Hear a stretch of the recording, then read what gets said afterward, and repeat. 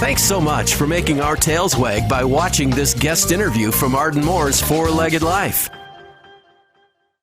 Welcome back to Arden Moore's Four-Legged Life show. Our next guest is a renowned holistic veterinarian. She knows that making smart food choices can bring out the best in pets. And today, she's going to share some ways we can make our cats smarter, feline Einsteins. So please welcome to the show the one and only Dr. Jean Hofve. Hey, I'm so glad you're on our show, Dr. Jean. Oh, me too. And it's always wonderful to see you. And hey, everybody, she operates the littlebigcat.com website. She has a number of books. She is very accomplished. One of the books I want you to check out is an ebook because she's cool and modern. And it's called What Cats Should Eat, How to Keep Your Cat Healthy with Good Food. That sounds yummy to me. Yes, my tastes tend not to parallel kitties very much, but I can sympathize with where they go with that. Well, everyone, I love Dr. Jean, and her name is spelled Hofve. And if for all of you that are a little like, how do you pronounce her name? We have a good way to remember. Dr. Jean? It rhymes with Bon Jovi. And what is better than that? And you will never forget. So have you ever met Bon Jovi? No. And when I discovered that little tidbit, I did make a point of going and listening to some of his stuff. And his music isn't my favorite, but he is a great guy. He's just a wonderful human being. He is. So he's a good I'm guy. all good with that. So we know that cats are not little dogs, and you have dedicated your veterinary career to help cats and dogs eat well and maximize the goodies in their bodies. But one thing I think people might be curious about is, I've always known that food is fuel, but can you share some ways that maybe food can also boost the brain power in our cats? Absolutely. The brain is a giant sink of nutrients. I mean, the brain gets first dibs at all of the blood glucose, which, if you're not eating it, like if you're feeding your cat a keto diet in which there's no carbohydrates to break down, the liver actually can make glucose. It can convert it, and you'll never run out, because that's your body's first priority, is to keep the brain glucose high. Okay. So, contrary to what that sounds like, you do not want to feed your cat a lot of glucose, a lot of carbs, carbohydrates, no matter what they are, with the slight exception of fiber. All carbohydrates break down into sugar eventually. So broccoli will break down into sugar. Really? But yes. It's amazing, huh? And then the thing is, all commercial cat food is very carb heavy, and our cats don't need that. Yeah. Glucose and heavy carbs and starchy carbs, they actually drag us down. So your kitty will be better off with no dry food. I hate to tell you, because dry food is 30 to 50% carbohydrate, and cats have zero requirement for carbohydrates. They don't need any. I mean, we do know that sometimes it's a pocketbook issue. Yes. So are there some things, if someone is giving maybe kibble and canned food, that we can do as a meal topper or something as a supplement that might help bring out the brainy best in our cats? Yes. If you have wet food of any kind, whether it's, just canned food, pouch, homemade from your neighbor, whatever it is, you can supplement it to make it more digestible to your cat in the first place, as well as pack it with some nutrients that are really, really great for the brain. So speaking of brain, I remember I interviewed you a few years back. I do the nutrition column for Catster magazine, and you're one of my favorite experts. And you were talking about brainy omega-3s, which have a very long words, but I like to use the initials DHA and EPA.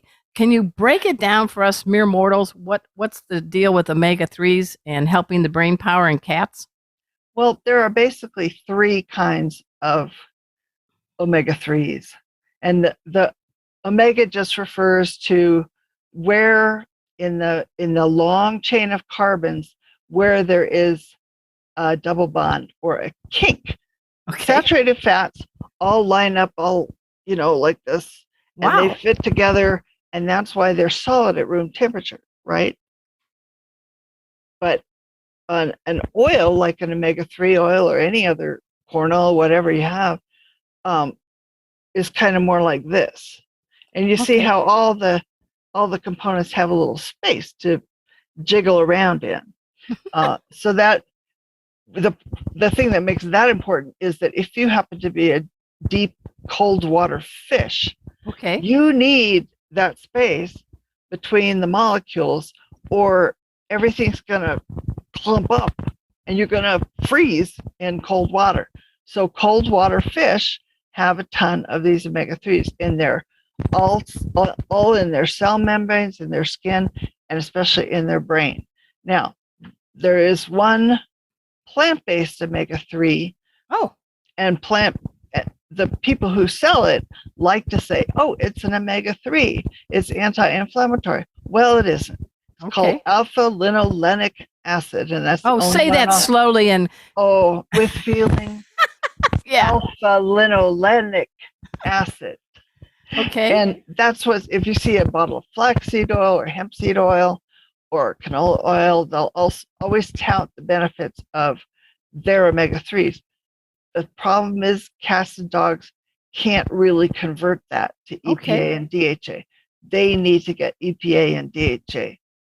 So I understand. And fully formed. So like krill oil or sardine oil or anchovy oil. Oh, those stinky anchovy oils. Are they good or bad for the kitty? They're great for the kitty and for dogs too. We've got our puppy on it, and it took me a long time to convince my housemate of this, and she hates fish, hates the smell of fish. But she's putting fish oil on her dog's food, and he just had his first birthday, and he is active and glossy, and his coat is just to be defied description. He's so soft. And what's his name again? Riggs. So people out there that may not be fans of anchovy on their pizza, it might be a good thing to get for your cat or dog. Right. And if you're really sensitive to the smell, and if they don't sleep next to you on your pillow, you might want to give them at night, so that the fish burps or whatever you have is not going to keep you awake. But if they're out running around during the day, as Riggs is, then we give it to him in the morning because it sustains him through the day with balanced energy. It's not just about the energy; it's about the balance. I gotcha. Our dog and cat food all comes with tons and tons of omega-6, which is like corn oil, safflower oil, any kind of vegetable oil. Again, they'll tout the benefits of those oils, but they don't work the same way.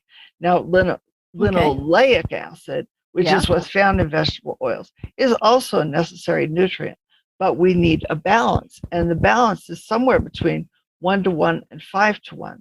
And our diets, and of course pet foods, really based on human food, because that's what's out there, those are the ingredients that are available to use.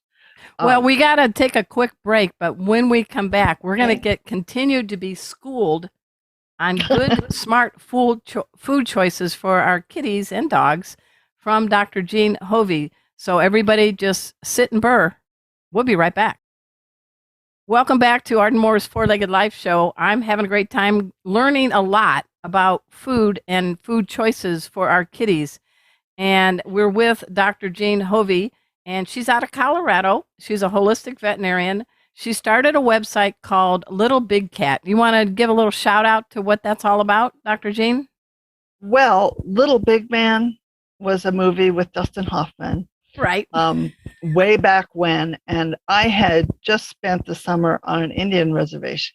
Oh, So I was really into that. And, you know, in cowboy movies, I always rooted for the Indians. You know, it's just, I'm a little weird like that. that's all right. So Little Big Cat came from Little Big Man on my side. On Jackson Galaxy's side, he's my business partner in this little venture. He likes to think that there's a big cat inside of every little cat. So it works actually on several levels. Well, and we do need, for the 3 people on the planet that do not know who Jackson Galaxy is, do you want to give a shout out to him and what he does?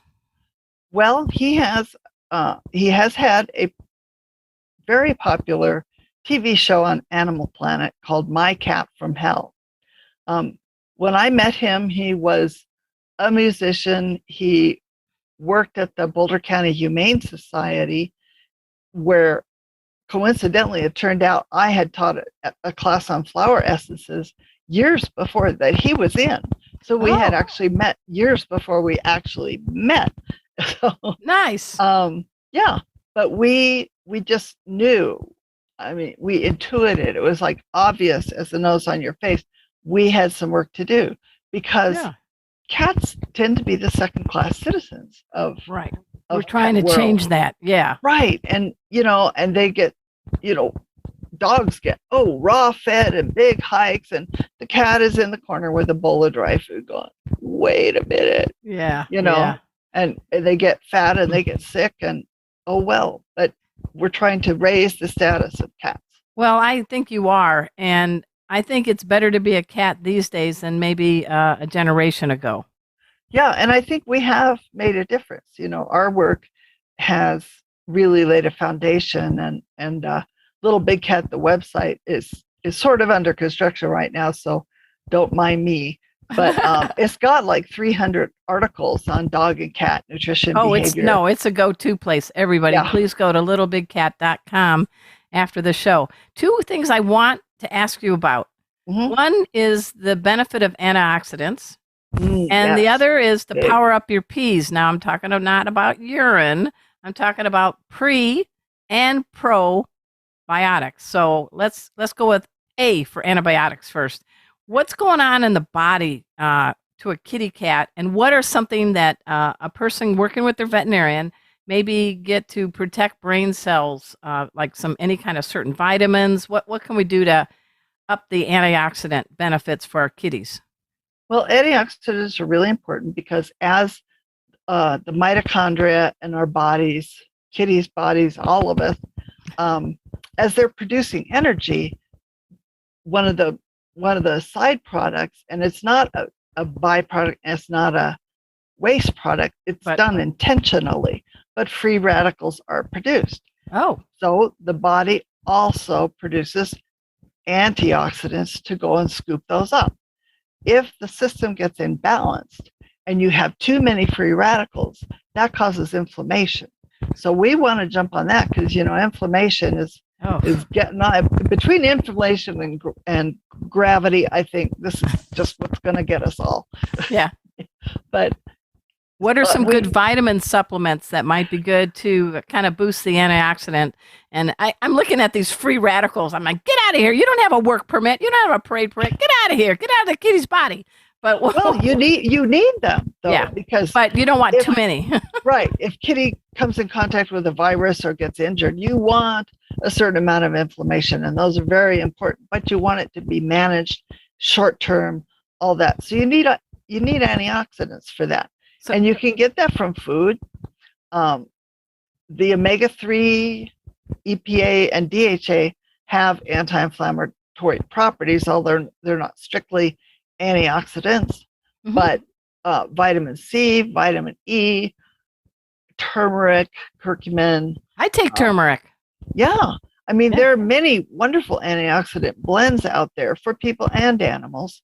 And you're welcome to give any of them to your kitty, except if they contain alpha lipoic acid, which is very popular in human supplements and dogs, but it is toxic to cats. So just so the point is, we need to be keeping our veterinarian in the loop, don't we? Not reaching for something and throwing it on top of the kibble. Exactly. Exactly. Because Okay. your vet's going to be able to say, well, wait, turmeric is fine, but 14 tablespoons of turmeric, not so fine. Not so good. Not so good. It's not always a case of more is better. I like that. Well, let's go on to prebiotics and probiotics. I take them. 5 years ago, I didn't really know much about it, but how are they beneficial to kitties? And again, we're working with our veterinarians, but tell us what they do. Well, along with the other antioxidants, they help manage inflammation specifically in the brain. Ooh. There is a gut-brain axis that needs tending to, and probiotics are the key in that. But it's kind of silly to give probiotics, which are the good beneficial bacteria like acidophilus and some of those bifidobacteria. There's a lot of great probiotics, but if you just feed those, you're just throwing them out and saying you're on your own. Oh. What you want to do is give them prebiotics. You're packing their lunch for their schoolwork, for their school day.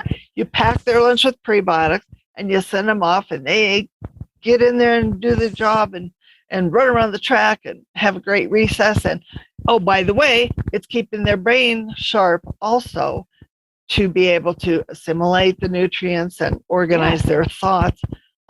Probiotics have major effects on the brain. I like that. I know there are food choices you've mentioned, and supplements, and pre and probiotics. I think I have a pretty couple of smart cats, Casey and Rusty. They seem to know words. They seem to do tricks. What would you say would be some parting messages on how to boost the brain power in your cat, maybe from how you interact? Oh, that's such a great question. But interactive play, like you on one end and a furry thing on the other end, or a feather, that you are engaging with the cat, and you want to. Oh, exactly. So I have right here for all our YouTube people. Within reach is always a toy fish on a pole for my cats. Right, and you can drag it on the floor. You can jump behind the sofa. You can swing it in the air. And your cat is going to go crazy, and it's sharpening his perception and his motor skills, and engaging that hunter brain, that hunter personality that is within every cat. And well, as you were saying this, Rusty the performer, my ginger cat, just came right to the microphone. He's like, "Yes, listen to her, you humans. She knows how to make us felines have PhDs." Yes, we are going to make you the smartest cat in the world, huh, Rusty? Besides my cat, of course. Merry Christmas. Merry Christmas, yeah. So again, we've got about a few seconds left. Any parting message you want to say to everybody, Dr. Jean? Well, pretty much everything I know about cat nutrition is in my ebook, What Cats Should Eat. And if it's not there, it's on my website, Little Big Cat. And I'm always researching and writing. It's a compulsion. I'm supposed to be retired, but nothing happening. No, I keep going. You remain a student and a teacher, and that's why I love you, and you're one of my go-to experts. Hey, I'm so happy we've had Dr. Jane Hofve on our show. Maybe she can get us Bon Jovi someday. We never know. He's got some connections. Yeah, and he's an animal lover, so that he is. Okay. So, hey, everybody, that's it for our show today. I really want to first thank our wonderful sponsor, Tevra, the makers of great pet products. I want to give a big pause and applause to Dr. Jane Hofve and, of course, Doug Throne, both of our guests on our show today. Thanks to you all, you pet pals, for tuning in, and for all the stations coast to coast airing our show. So, until next time, this is Arden Moore saying to all you 2, 3, and 4-leggers out there, pause up.